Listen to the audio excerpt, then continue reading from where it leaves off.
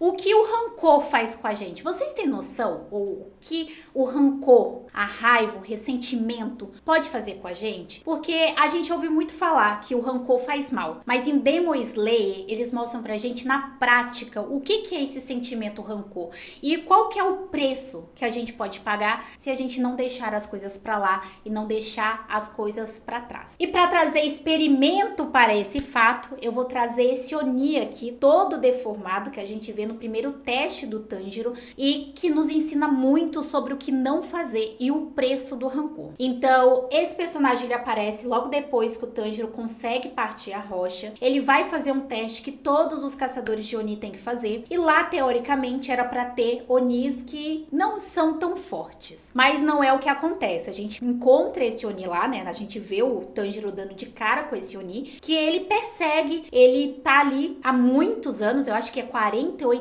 anos já, preso naquela floresta e sobrevivendo e movido por um rancor que vem do mestre do Tanjiro, porque foi o mestre do Tanjiro que capturou ele e que colocou ele naquela floresta para que ele servisse de teste para os novos caçadores de Oni. E como demonstrar melhor, né, como o rancor ele deforma a nossa alma do que mostrar isso na prática. Esse Oni especificamente, ele é todo deformado, todo o corpo dele é de mãos e eu acho que não é à toa esse design desse personagem. A mão, ela pode estar simbolizando o apego e o quão ele se defende e como ele se esconde. Você pode ver que o Oni, a única coisa que a gente vê dele é os olhos e como todos esses braços, eles são ao mesmo tempo o apego ao rancor, ele também pode simbolizar o quão o rancor nos prende a alma. Então ele tem mãos, muitas mãos, muitos braços esse que inicialmente parece que ele tá amparado, né? Ele consegue se proteger com as mãos e consegue também atacar, mas na verdade essas mãos elas prendem, é quase como uma grande prisão. Então esse Oni pegava todas as crianças que iam ali pro teste e especificamente ele não deixava nenhuma passar que estava com a máscara da raposa,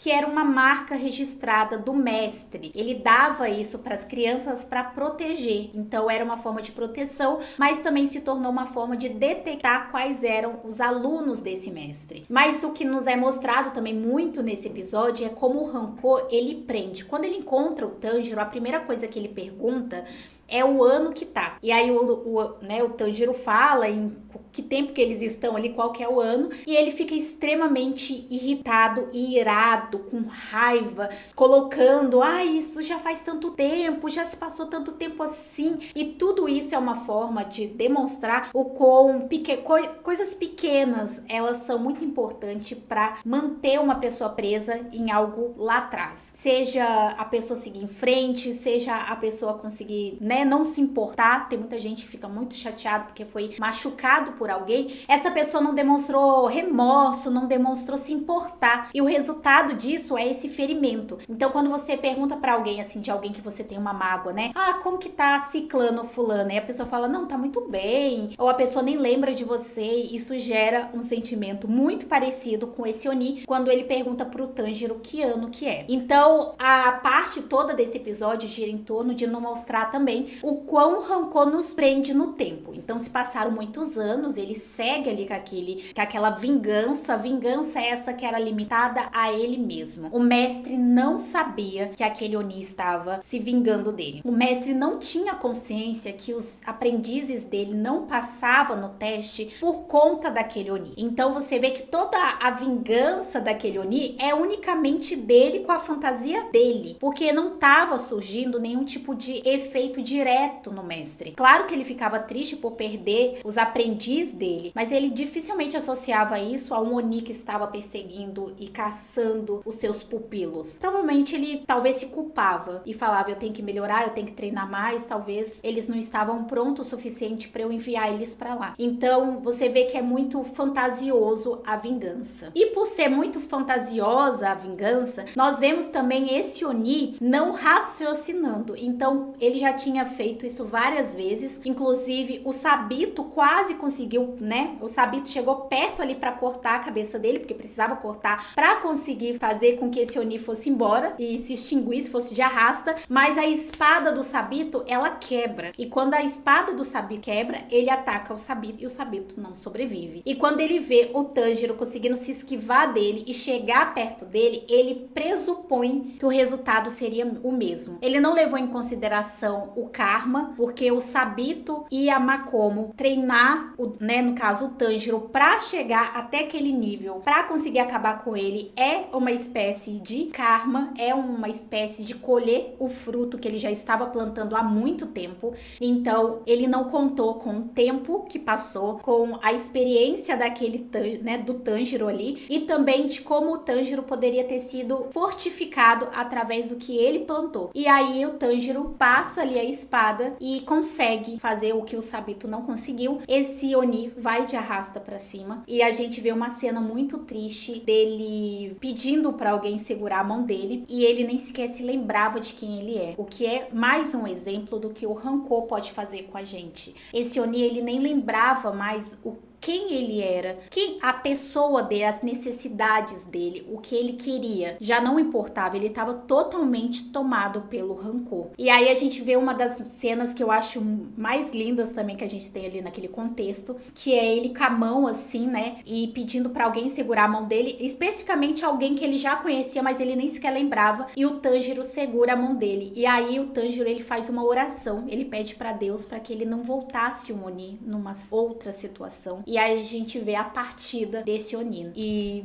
é isso. Então a gente vê, né, totalmente ilustrado através desse episódio com esse Oni, o que o rancor pode fazer. Carregar mágoa, lembrar de coisas que fizeram com a gente, são coisas que parecem normal e inofensivas, mas são coisas que deformam a nossa alma, que nos afasta de quem a gente é, que nos afasta dos nossos caminhos e faz a gente tomar decisões e abrir mão de coisas para que a gente tenha uma vingança que é totalmente fantasiosa. Quem machuca dificilmente, sabe aquela que eles falam que quem bate esquece, quem apanha que lembra? É isso. Então quem apanha, se a pessoa que apanhou dedicar a vida inteira a fazer com que a pessoa que bateu pague por isso, a pessoa muitas das vezes nem lembra. E se você fazer algum dano na vida dessa pessoa, a pessoa nem vai associar, porque a pessoa não teve o mesmo peso. Então o mais sábio é seguir em frente. Ah, Luli, mas como que isso se aplica a esse Oni? Ele poderia estar tentando fugir, sair dali daquela floresta. Ele sobreviveu tantos verões ali, tantas estações ali, ele poderia estar premeditando viver a vida dele, sei lá, seguir em frente, mas não. A diversão dele era uma vingança que se limitou única e exclusivamente à fantasia dele. Porque quando o Tanjiro volta, é quando o Tanjiro conta pro mestre o porquê que os pupilos dele não estavam sobrevivendo. E ali o mestre teve consciência, mas ali ele já tinha ido de arrasta, não tinha mais essa ameaça e não existia mais essa questão. Então é bom, é fantasioso, é irreal e faz com que a gente não foque na nossa própria vida. No caso desse Oni especificamente, ele nem sequer se lembrava de quem ele era, das necessidades dele, do que o fazia feliz ou das pessoas que ele amava, porque ele estava totalmente deformado pelo rancor. Eu achei muito interessante trazer esse vídeo pra vocês, porque a gente hoje em dia, né, eu cresci, pelo menos, ouvindo muitas pessoas ao meu redor magoadas, pessoas que tinham rancor, que contam muita história do que passaram na infância, ou o que fizeram com essas pessoas, ou pessoas questionando, por que tal pessoa fez isso comigo, se eu dei tudo que eu tinha, se eu fui uma boa pessoa. Pra mim, foi uma coisa normalizada. Eu tenho muita dificuldade de carregar rancor de pessoas, mas eu convivi muito com pessoas que tinham rancor, e era uma coisa normalizada. Até eu assistir Demon Slayer e ver o que é o rancor na sua íntegra, e o quão deformado alguém pode estar pelo rancor, o quão isso prende, o quão isso interfere nas decisões que você pode tomar pra sua vida. Como eu falei pra vocês, o Oni, ele poderia estar tentando fugir, ele poderia estar tentando viver, ele estava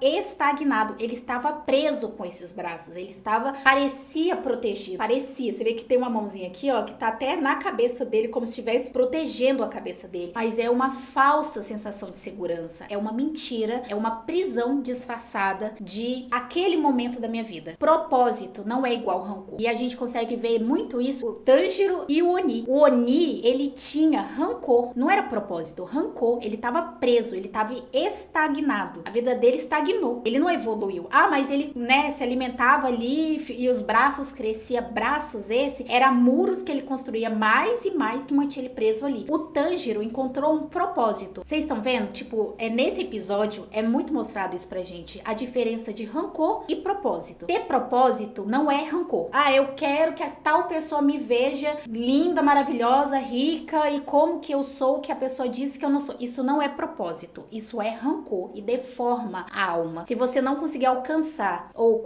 se você não conseguir o reconhecimento da pessoa que te machucou, isso vai deformando você, igual aconteceu com esse Oni. Enquanto o Tanjiro, ele tem um propósito. A gente vê outros personagens também. A gente vê o próprio Sabito, a Makomo, eles tinham um propósito de se libertar, de ter paz de espírito, conseguir partir, conseguir ajudar outras almas que poderiam cruzar com esse Oni que tinha esse rancor e sofrer por algo que essas crianças nem fizeram nada pra esse Oni. Não era uma questão, entende? Então, isso é propósito. O Sabito, a Makomo, o Tanjiro, o mestre, a Nezuko, propósito. Isso aqui é rancor. Eu falo isso porque é uma linha muito tênue você ter um propósito e você ter rancor. Às vezes você levanta da cama por rancor, mas isso deforma a alma. Propósito não tem nada a ver. Eu acho que a forma como a gente vê aqui, né, nesse anime especificamente, de como a gente consegue identificar o rancor do que é propósito, é que o propósito não machuca ninguém. O propósito é por você ou por amor. Algo que você faz pelo bem de alguém ou algo que você faz por você, mesmo que seja algo além de você mesmo, é algo que contribui e que dificilmente machuca alguém. Agora o rancor normalmente tem a ver com humilhação, tem a ver com ferir, tem a ver com a pessoa ver, a pessoa vai te enxergar. E se você precisa fazer tanto esforço e deformar tanto a sua alma para ter um reconhecimento, talvez seja melhor correr atrás de um propósito, machuca menos. Não é fácil, até porque a gente vê que o Tanjiro, ele sofreu muito para conseguir passar no treinamento dele, mas não se compara a isso aqui, tá? Mas é isso, mais um vídeo aqui fazendo análise e aprendendo com personagens, especificamente do anime Demon Slayer. Tá saindo vídeo todos os dias aqui sobre um personagem diferente pra gente aprender, pra gente entender. Tem várias técnicas que esse anime mostra que funciona e tem vários também ensinamentos que é bom a gente prestar atenção, que parece uma coisa inofensiva e na verdade não é. Deixa o seu like pra eu saber que vocês estão gostando. Comenta aqui se vocês perceberam toda essa mensagem por trás desse Oni e sobre o rancor, que parece uma coisa inofensiva e não é. Lembrando que tá tendo vídeo todos os dias aqui, então se inscreve no canal pra você não perder nenhuma novidade, porque eu vou pegar todos os personagens e a gente vai aprender com todos eles. E até o próximo vídeo!